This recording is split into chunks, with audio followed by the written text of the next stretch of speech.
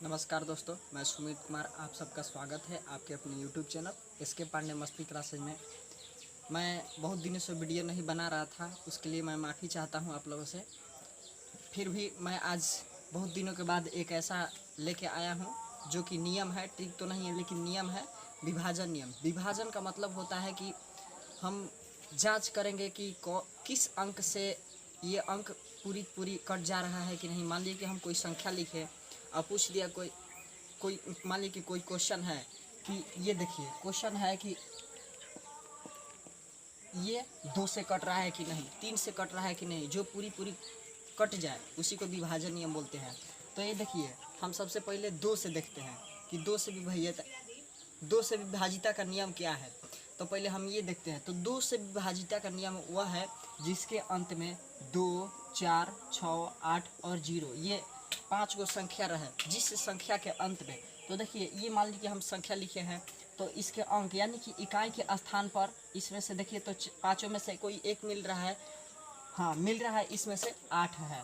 तो जो मिल रहा है कहने का मतलब कि जिसके अंत में 0, 8, 1, 2, 4, 6, 8 और 0 ऐसा रहे, पाँचों में से कोई एक, तो वो संख्या 2 से पूर्णतया विभाजित हो सकती है। ठीक, तो अब देखिए एक और संख्या लेते हैं, जैसे कि देखिए इसके अंत में भी 4 है तो ये संख्या भी 2 से पूरी कट जाएगी।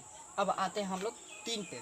तो 3 का विभाजिता का नियम वो होता है वैसी संख्या जो हम संख्या को लिखे उससे सभी अंकों का जोड़ के और जो संख्या आता है उसे हम 3 से विभाजित करते हैं। वो 3 से विभाजित हो गया तो संख्या भी हमारा विभाजित हो जाता है। नहीं समझ आया तो देखिए ये हम क्वेश्चन को लेते हैं और उसे हम जांच करते हैं। जैसे कि मान लीजिए हम क्वेश्चन इसको लिए, अब ये संख्या हो गया तो इस संख्या के सभी अंकों को जोड़ना है। 8, 6, 14, 14, 5, 19, 19 और 4, 23 हो गया।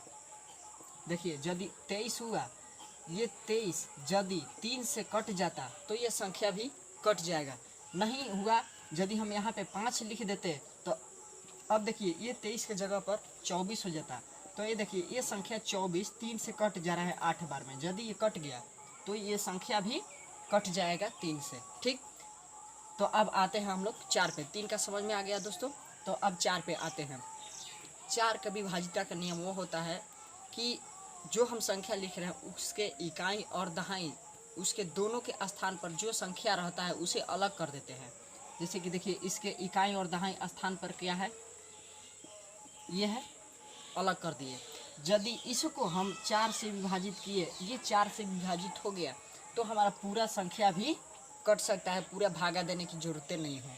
तो अब देखिए ये संख्या नहीं कटेगा कि नहीं, इसकी हम जांच कर लेते हैं। एक बार में गया ये 4, बचा 3, 8, ये कटवे नहीं करेगा क्योंकि 9 से गया ये 36 यानी कि 2 शेष बच गया।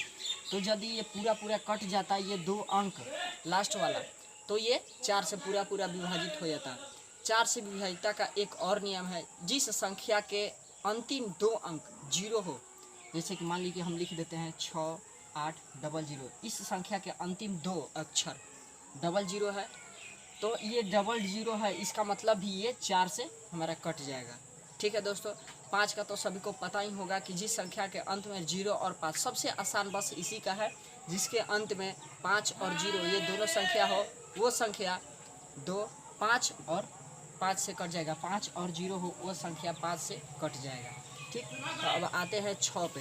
तो 6 के विभाजिता का नियम वो है दोस्तों जो कि हम 2 और 3 दोनों का यदि हम जान गए तो भी बन सकता है। जैसे कि देखिए 6 को यदि हम खंडित करते हैं, गुणनखंड निकालते हैं तो 2 गुने 3 आ रहा है, यानी कि 2 गुने 3 6।